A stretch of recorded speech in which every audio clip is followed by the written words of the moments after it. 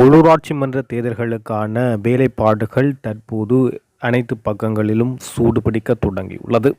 இந்த நிலையில் வடக்கை பொறுத்தவரை தேசிய மக்கள் சக்தி முழு ஆசனத்தையும் கைப்பற்றுவோம் என தற்பொழுது அறிவித்துள்ளனர். இந்த நிலையில் தமிழ் தேசிய கட்சிகள், தமிழரசு கட்சி தனித்தும், ஜனநாயக தமிழ் தேசிய கூட்டணியாக சில கட்சிகள் இணைந்தும் வேட்புமனுக்களை தாக்கல் செய்துள்ளது. அத்துடன் தமிழ் தேசிய மக்கள் முன்னணியும் ஒரு சிலர் இணைய உள்ளதாக தெரிவிக்கப்பட்டு அவர்களும் கட்டுப்பணம் தற்போது செலுத்தியுள்ளனர். இந்த நிலையில் பெரும்பாலான முக்கிய கட்சிகள் கட்டுப்பணம் செலுத்தியுள்ள நிலையில் அர்ச்சுனா ராமநாதனும் எதிர்பார்க்கப்படும் ஒருவராக காணப்படுகிறார். இந்த நிலையில் அவருடைய கட்சியாக மக்கள் இயக்க முன்னணி என்னும் கட்சி பதிவு செய்வதற்காக தற்போது ஏற்பாடுகள் இடம்பெற்று வருகின்றது. இம்முறையும் சுயேட்சையாக உள்ளூராட்சி மன்ற தேர்தல்களில் கட்சி கிடைக்காத பட்சத்தில் அந்த பதிவுகள் பெறுவதற்கான காலம் எடுக்கும் என்ற காரணத்தினால் அதற்கு முன் உள்ளூராட்சி மன்ற தேர்தல்களில் சுயேட்சையாக களமிறங்க தீர்மானிக்கப்பட்டுள்ளது. இருப்பினும் கட்சியில் இணைவதற்கான அங்கத்துவம் தொடர்பாகவும், கட்சியினுடைய கொள்கை தொடர்பாகவும், கொடி தொடர்பாகவும், உரிமம் தொடர்பாகவும் பல்வேறு விடயங்களை ஏற்கனவே அவர் தெளிவுபடுத்தினார். இந்த நிலையில் அவர் தற்போது ஒரு விசேடமான அறிவிப்பொன்றை தன்னுடைய சமூக ஊடகத்தின் ஊடாக, முகப்புத்தகத்தின் ஊடாக விடுத்திருக்கிறார். என்னவென்று பார்க்கின்ற போது, மக்கள் இயக்க முன்னணியினுடைய அரசியல் யாப்பு தொடர்பாக தாங்கள் தீவிரமான முறையில் தான் அதனை எழுதி வருவதாகவும், எனவே அவற்றில் சில முக்கியமான விடயங்கள் உள்ளடக்கப்பட்டுள்ளதாகவும், அவை அனைத்தும் மிகவும் இறுக்கமாக பின்பற்றப்படும் என அவர் தெரிவித்துள்ளார்.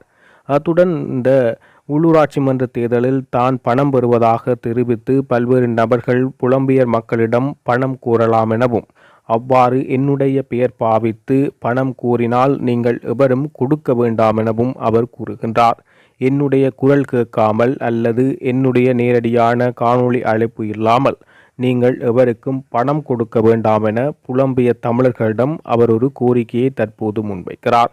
ஏனெனில் பல்வேறு மோசடிகள் இடம்பெறுவதாகவும், தனக்கு மக்கள் செயற்பாட்டுக்காக பணம் தேவையெனில் தான் நேரடியாக டிக்டாக் அல்லது தன்னுடைய புத்தகத்தில் அது தொடர்பாக பதிவிட்டு தன்னிடம் உதவி பெற விரும்புபவர்கள், தனக்கு உதவி செய்ய விரும்புபவர்களிடம் தான் உதவி பெறுவதாக அர்ச்சுனா ராமநாதன் அந்த முகப்புத்தக காணொளியில் குறிப்பிடுகிறார். அது தவிர்த்து ஏனையவர்களிடம் என்னுடைய பெயரை சொல்லி அல்லது என்னுடைய கட்சிக்காக பணம் திரட்ட முற்படுபவர்களிடம் பணத்தை கையளிக்க வேண்டாம் என அர்ச்சுனா ராமநாதன் ஒரு கருத்தை பகிர்கிறார். அத்துடன் தனது கட்சியினுடைய கொள்கை தொடர்பாக அவர் குறிப்பிடுகின்ற போது, கட்சியினுடைய ஸ்தாபகர்களாக தானும் கௌசல்யாவும் இருப்பதுடன் மேலும் சில சுயேட்சை வேட்பாளராக, அதாவது தன்னுடைய சுயேட்சை காலத்தில் போட்டியிட்ட சில உறுப்பினர்கள் மற்றும் தமக்கு இதுவரை நிதி அளித்த சில உறுப்பினர்கள் உள்ளடங்களாக 20 தொடக்கம் 25க்கும் மேற்பட்டவர்களை ஸ்தாபகர்களாக கொண்டு இந்த கட்சி உருவாக்கப்பட உள்ளதாக அவர் குறிப்பிடுகிறார். அத்துடன் தலைமை தொடர்பாக சில காத்திரமான கருத்துக்களையும் சில ஒரு பக்க சார்பான கருத்துக்களையும் அவர் முன்வைக்கிறார்.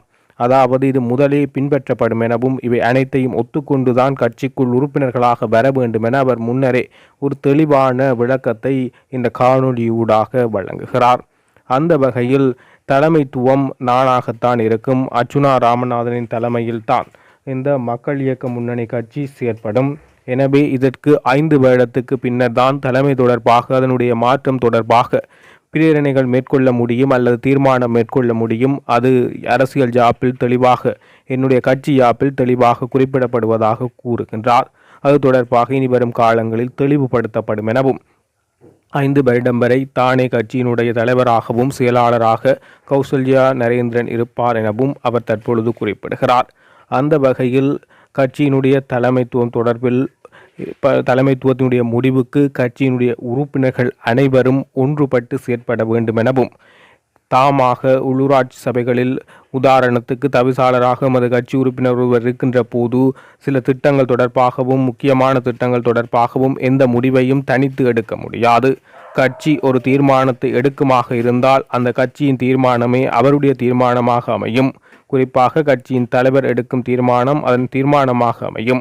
தலைமைத்துவம் கடிதம் மூலம் அல்லது நேரடியாக எமது கட்சிக்கு முரணான செயற்பாடு என குறிப்பிட்டால் அவை கைவிடப்பட வேண்டும் என குறிப்பிடுகிறார். அவ்வாறு அல்லாமல் சுயேட்சையாக கட்சி உறுப்பினர்கள் எவரும் எவ்விதமான நடவடிக்கைகளையும் மேற்கொள்ள முடியாது என திட்டவட்டமாக குறிப்பிடுகிறார். அத்துடன் கட்சியில் குழப்பங்களை ஏற்படுத்தவோ தலைமைத்துவம் தொடர்பாக விமர்சிக்கவோ கட்சி உறுப்பினர்களுக்கு உரிமை இல்லை எனவும் கட்சியில் சேருவதற்கு முதலே வழங்கப்படுகின்ற ஒப்பந்தத்தில் இந்த விடயம் தெளிவாக குறிப்பிடப்படுவதாக அவர் சுட்டிக்காட்டுகிறார். அந்த வகையில் தலைமைத்துவமாக அர்ச்சுனா ராமநாதனையும் செயலாளராக கௌசல்யா நரேந்திரனையும் ஏற்றுக்கொண்டு இந்த கட்சியில் இணைவதாக அந்த ஒப்பந்தத்தில் குறிப்பிட்டுள்ளோம். எனவே அதில் கையெழுத்திடும் நபர்கள் அதை கடைசி வரை பின்பற்ற வேண்டும் என அவர் ஒரு கோரிக்கையை, அதாவது ஜாப்பினூடாகவே அந்த வரைமுறையை உருவாக்குகிறார்.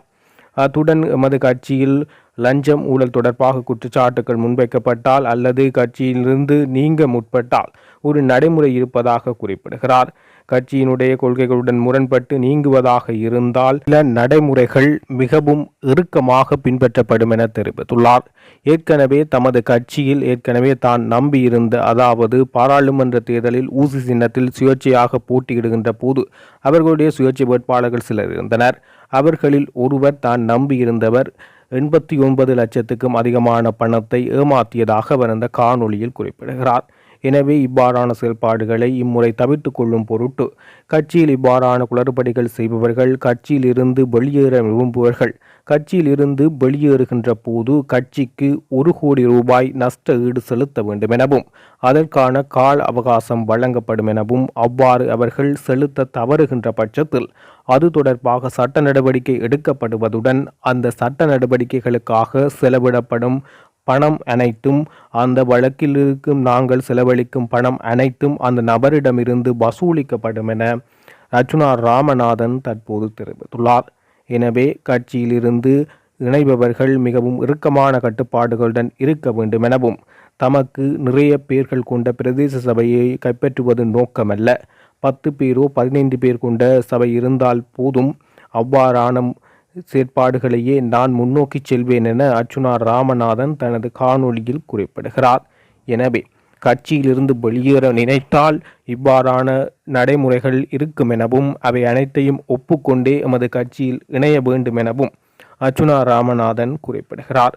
அதுடன் புலம்பெயர் சமூகத்திடம் ஒரு அழைப்பினையும் விடுக்கின்றார்.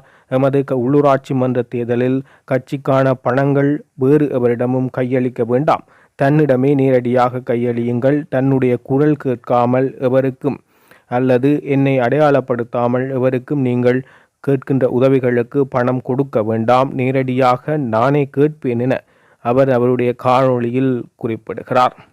அத்துடன் கட்சிக்காக மத்திய குழு ஒன்றும் உருவாக்கப்படும் எனவும், கட்சியினுடைய 5 வருடத்துக்கு மேற்பட்ட உறுப்பினர்கள் மத்திய குழுவில் இணைந்து கொள்ள முடியும் எனவும் அவர் குறிப்பிடுகிறார். மத்திய சபை தீர்மானங்களை எடுக்கும். மத்திய சபையிலேயே இந்த கட்சி உறுப்பினர்கள் நீக்கம் அல்லது கட்சி உறுப்பினர்கள் மீது குற்றச்சாட்டுகள் முன்வைக்கப்படுகின்ற போது உரிய நடைமுறையின் அடிப்படையில் நேர்த்தியாக விசாரணைகள் மேற்கொள்ளப்படும் என அவர் அந்த காணொளியில் சுட்டிக்காட்டுகிறார்.